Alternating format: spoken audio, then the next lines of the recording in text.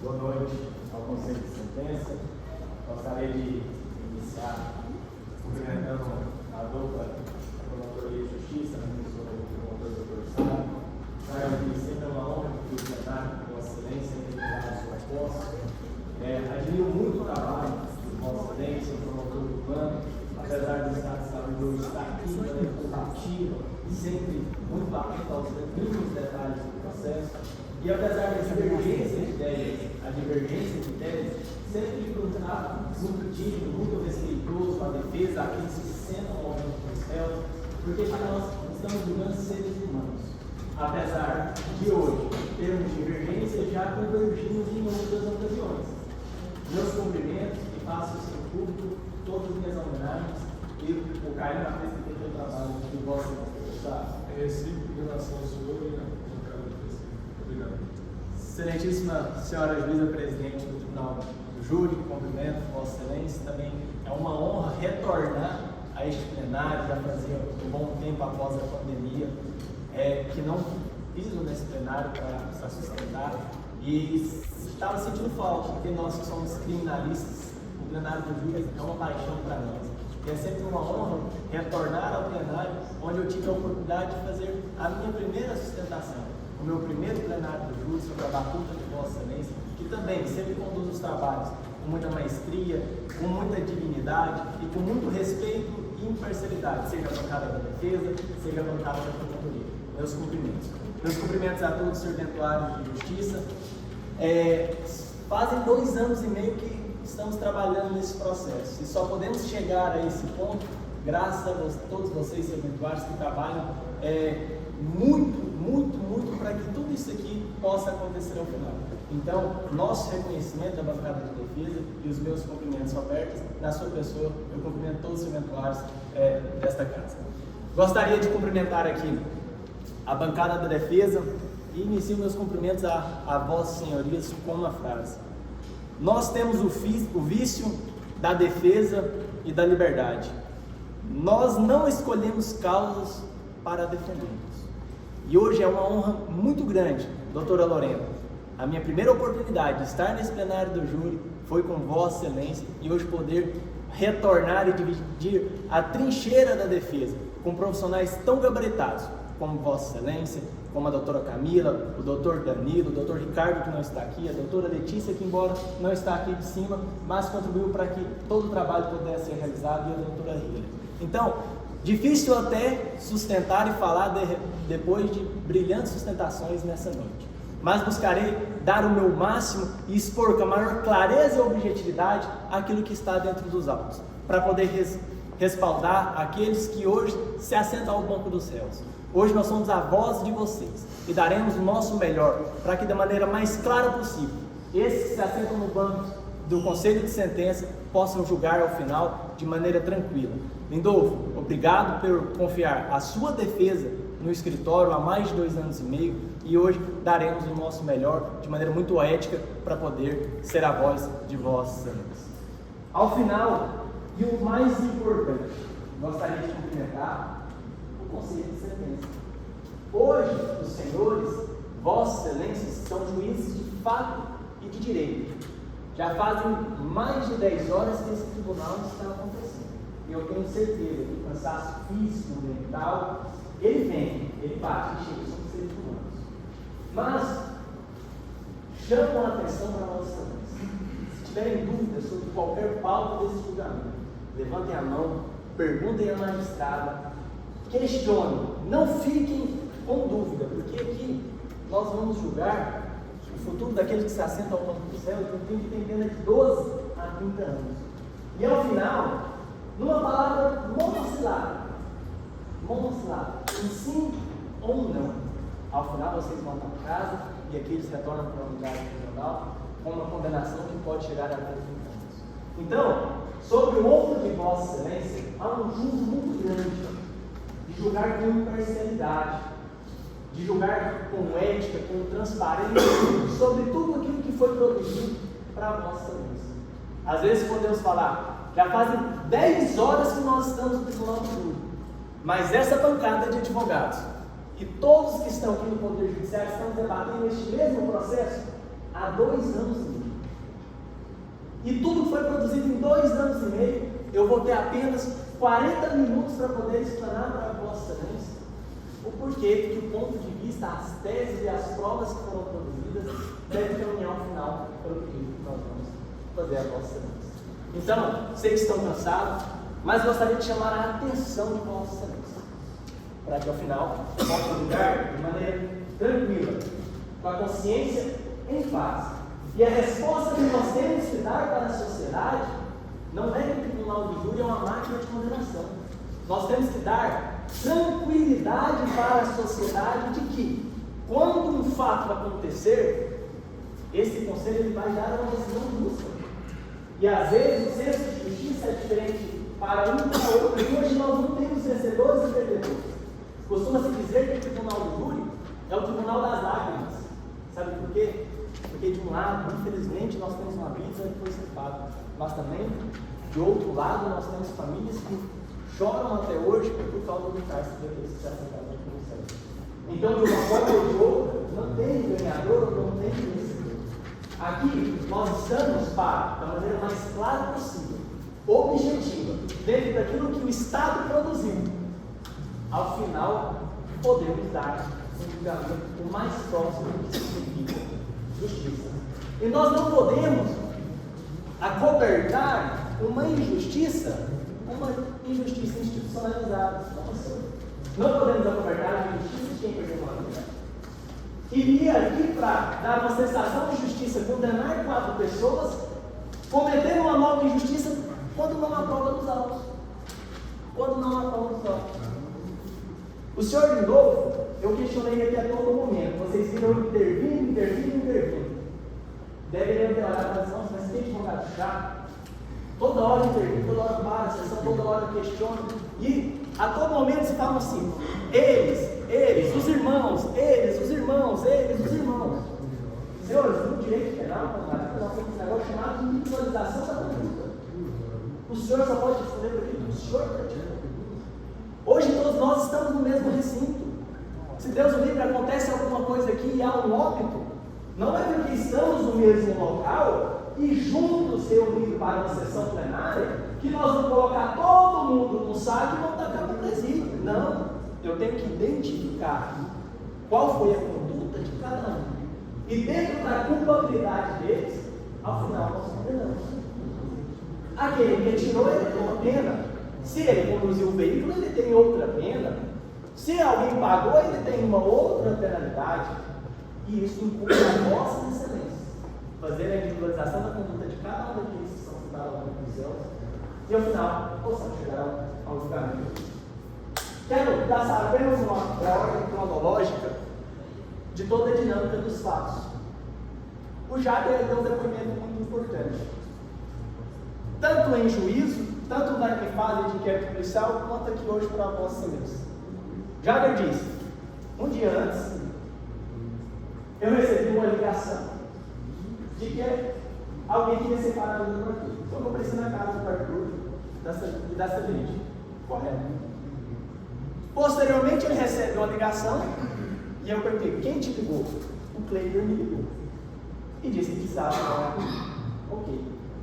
Reuniu o Jader, o seu Elcio, o Cleiber e o Lindolfo. E eu perguntei: o que o Lindolfo disse nessa oportunidade que vocês não viram? Nada, eles estavam no carro.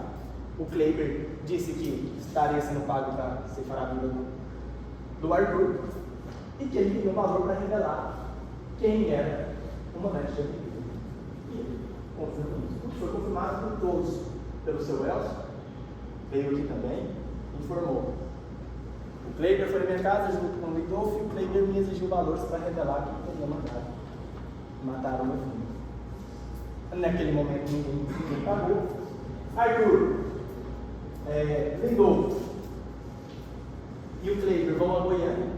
É fato incontroverso, a gente não debate sobre essa questão. Retornam de Goiânia e quando eles retornam de Goiânia, há as ligações do telefone do Lindolfo para a vítima Jefferson. Fato também controverso. E como o próprio Arthur salientou, que não raras das vezes, quando ele não atendia o Cleiber, ligava pelo telefone do Lindolfo, mas quem falava era o Kleber falou, tanto com o Jefferson quanto falou com os familiares. Há o agendamento do encontro. O Lindolfo não é santo, não vim aqui santificar o Lindolfo. E hoje eu não vim pedir a absolução do Lindolfo. Eu vim pedir para que esse conselho, ao final, o condene. Mas o condene pelo que ele praticou. Nem a mais e nem a menos. Quando ele recebeu a ligação do irmão dele, do Kleber, ele deu um conselho dos mais errados possíveis, um conselho imoral. Aproveita a situação que você sabe quem é, pega o dinheiro, tira a sua dívida e você vai alertar o outro. Senão é conselho que não dá para irmão. Conselho imoral, e deve responder, e deve ser condenado hoje nesse tribunal do júri por esse conselho imoral que ele deu. Mas não é porque deu um conselho imoral que eu vou condená-lo como um atirador. Eu questionei ao delegado perante Vossa Excelência, interpelei por diversas vezes. Doutor Alex, podemos afirmar que o Lindolfo foi o atirador? Não, se presume que ele é o atirador.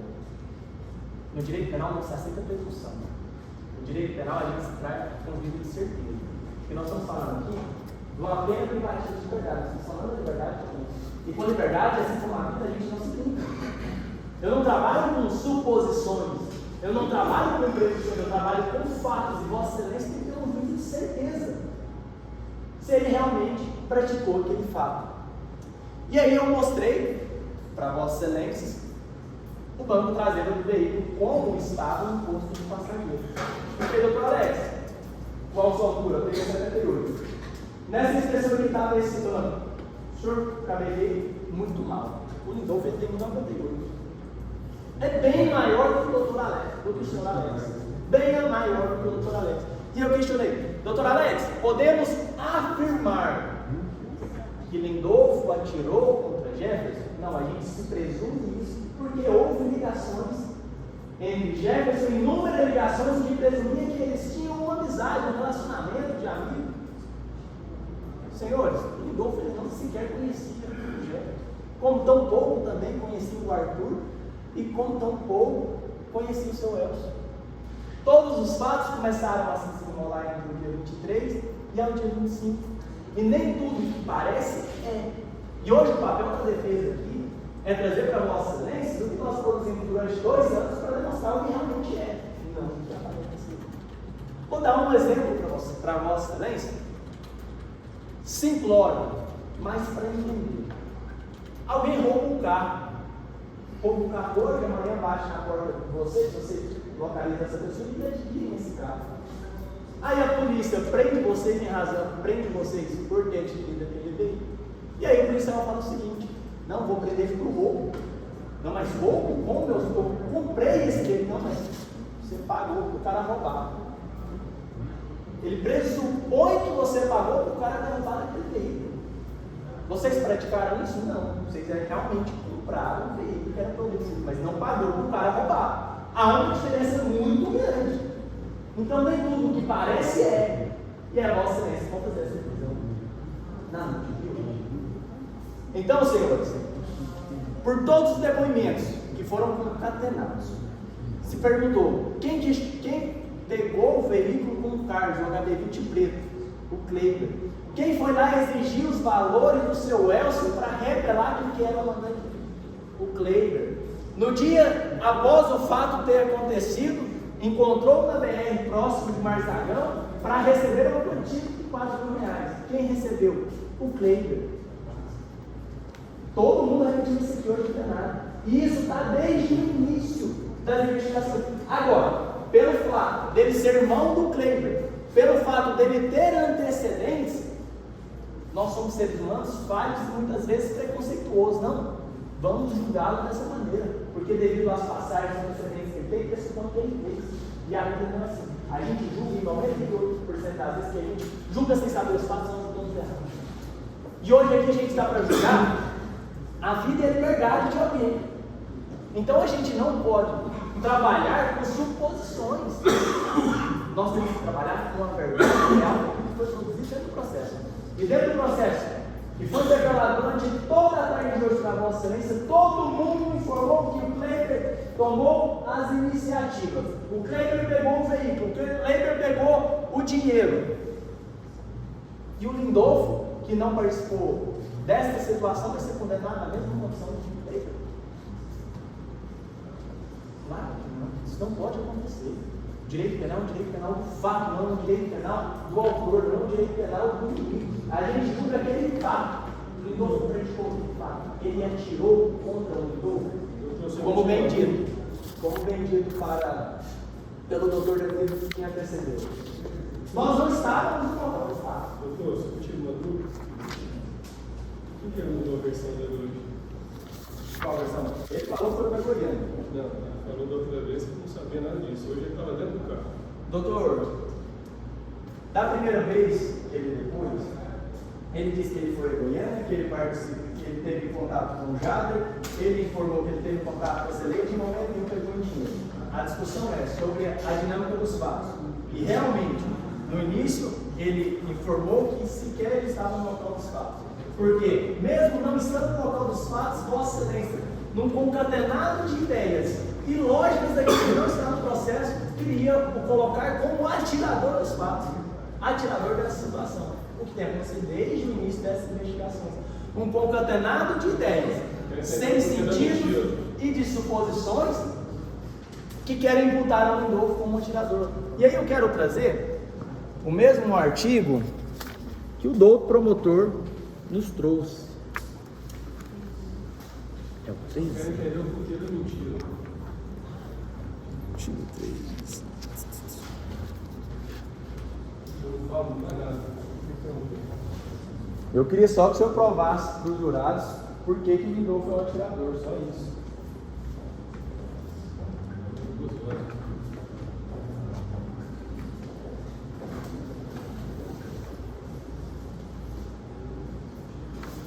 Só pegar essa questão.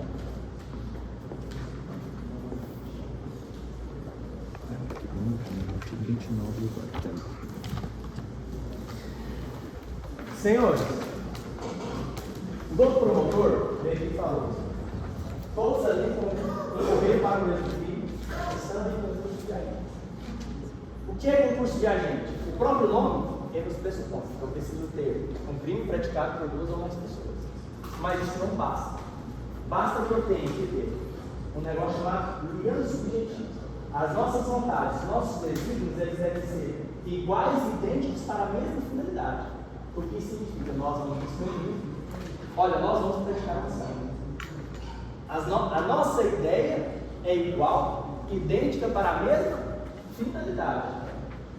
O Lindolfo, desde o início, sustentou a verdade real junto com todos os demais.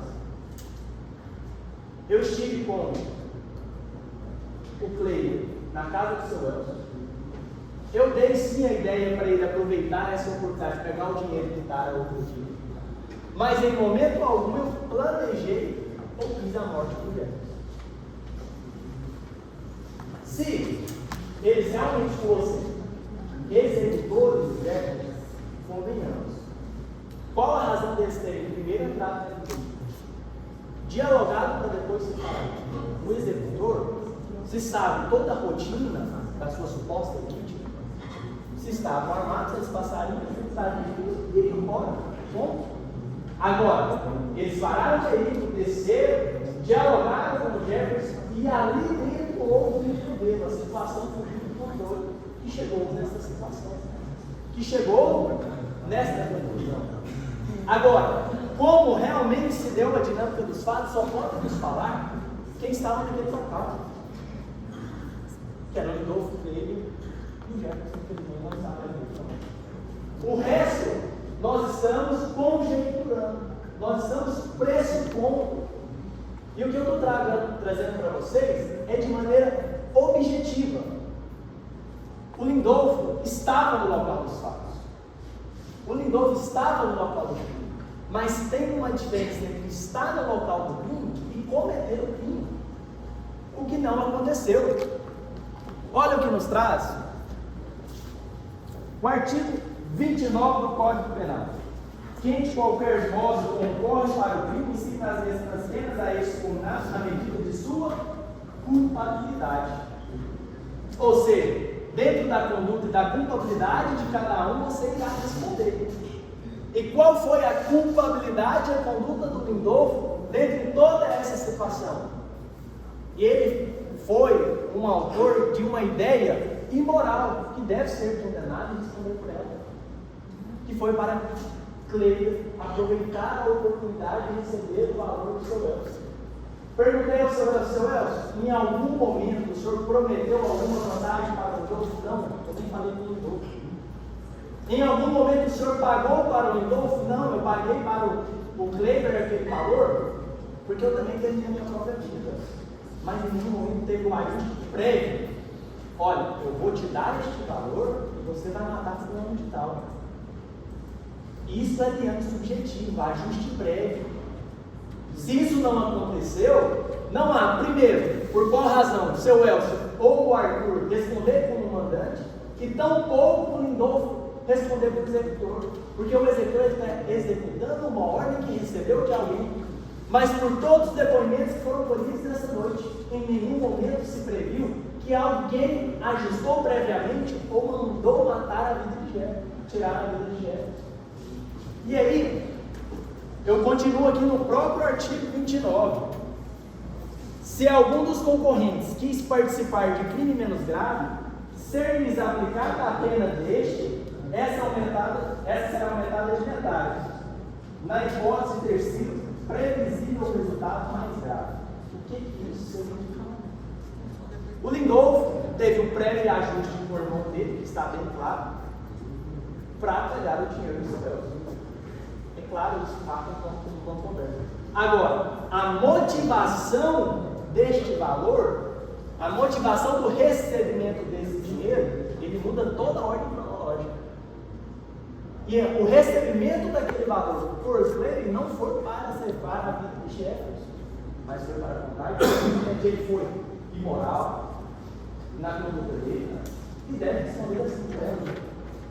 Então, senhores, ao final, o que peço a vossa excelência, quando a magistrada ela for quesitar, o Lindolfo executou o Jefferson. O promotor falou por quase 2 horas. Qual foi o elemento que ele apresentou para vocês que ele atirou, que ele executou? Tivemos um laudo que ele apresentou e dentro daquele laudo foi localizado um fio de cabelo dentro do veículo, que foi inconclusivo. A própria perícia técnica, quem tem capacidade para verificar esse exame de DNA, não conseguiu chegar a essa conclusão. E o doutor promotor, que não tem a capacidade técnica, tem conjecturação para dizer quem foi o executor. Com base em qual elemento? Com base em qual prova? Ele vai ter mais 2 horas.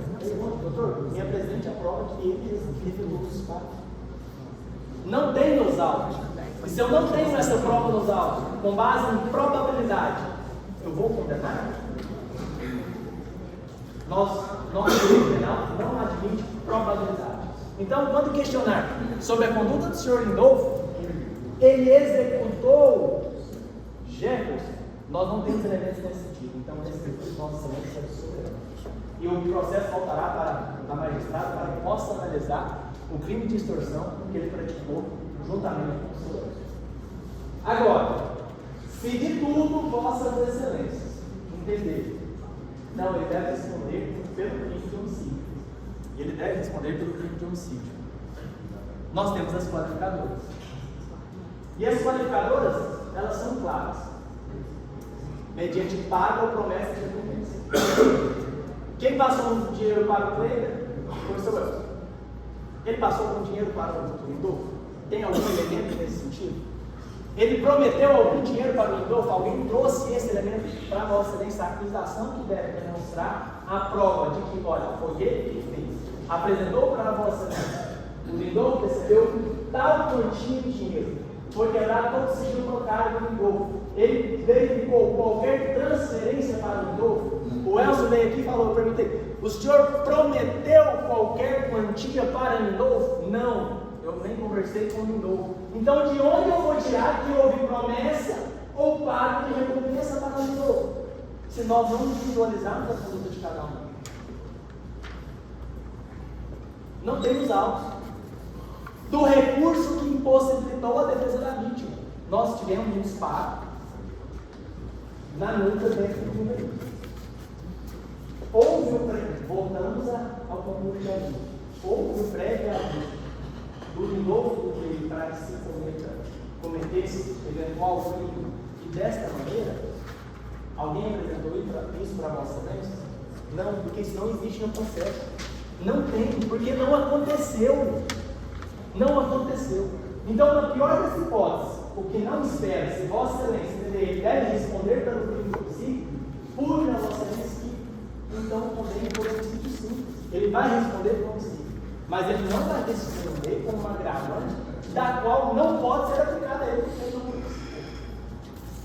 Então, senhores, sei que estão exaustos, estão cansados, mas se tiverem dúvida, volta a falar.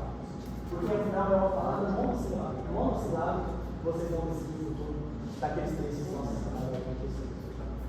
E às vezes a gente olha para o banco dos réus com um olhar discriminatório, preconceituoso, porque nós somos seres humanos, somos falhos, e isso é da gente. E quando nós julgamos de maneira errada. Até que somos nós que devemos sentar no banco dos réus. Aí vocês olham para mim e falam assim: nunca vou me sentar naquele banco dos réus. Eu convido a Vossa Excelência a fazer uma reflexão. Não sei se são pais, mas se chegam na residência de vocês e vê qualquer pessoa começando um filho lá, não sei se vocês sabem. Eu mataria, viraria um leão e mataria mesmo. E por um filho, o pai mata, a mãe mata. E aí sabe o que aconteceria? Nós nos assentaríamos naquele banco para ser julgados pela mesma sociedade. Pergunta a Vossa Excelência. Claro, os fatos e circunstâncias são diferentes, mas também seria uma vida que deveria ser tirada. E qual seria a maneira de julgamento que vocês, Vossas Excelências, gostariam de receber? De acordo com a lei, dentro da legalidade, dentro das 4 regras do jogo, ou uma condenação a qualquer custo? Se fosse um familiar de Vossa Excelência naquele lugar, qual seria o julgamento que Vossa Excelência gostaria que o Conselho de Sentença expediasse a ela? Então, trago a consciência de Vossa Excelência. Julgue como gostariam de serem julgados. Vossa Excelência não precisam fundamentar o julgamento de vocês. Mas, de acordo com o princípio da correlação, da ética processual, nós não podemos fugir daquilo que está dentro dos autos, dentro daquilo que nós produzimos durante 2 anos e meio. E durante 2 anos e meio de produção e muita prova, não tem uma prova concreta e cabal que diz que o Lindolfo foi o atirador, que o Lindolfo foi o executor. Mas temos inúmeras provas, ao contrário, que corroboram com tudo que foi trago para a Vossa Excelência, vocês acompanharam aqui no plenário. E assim encerro, agradecendo por ter seguido por quase 40 minutos os ouvidos de Vossa Excelência, mas que ao final possam julgar com muita cautela e de acordo com a consciência de vocês, que vocês vão levar para a sociedade que elas vão. Que esse conselho é corajoso. Se precisar absorver, vai absorver. Se precisar desclassificar, vai desclassificar. Se precisar condenar, vai condenar. E não é o resultado que devemos dar para a sociedade, porque é uma máquina de condenação. Mas enfim, é um lugar de se fazer, independentemente de qual seja ela, porque nós não temos vencedor na data de hoje, porque aqui é o tribunal das lágrimas, o que for proferido de hoje será a justiça. E assim, muito obrigado. Boa noite a vocês.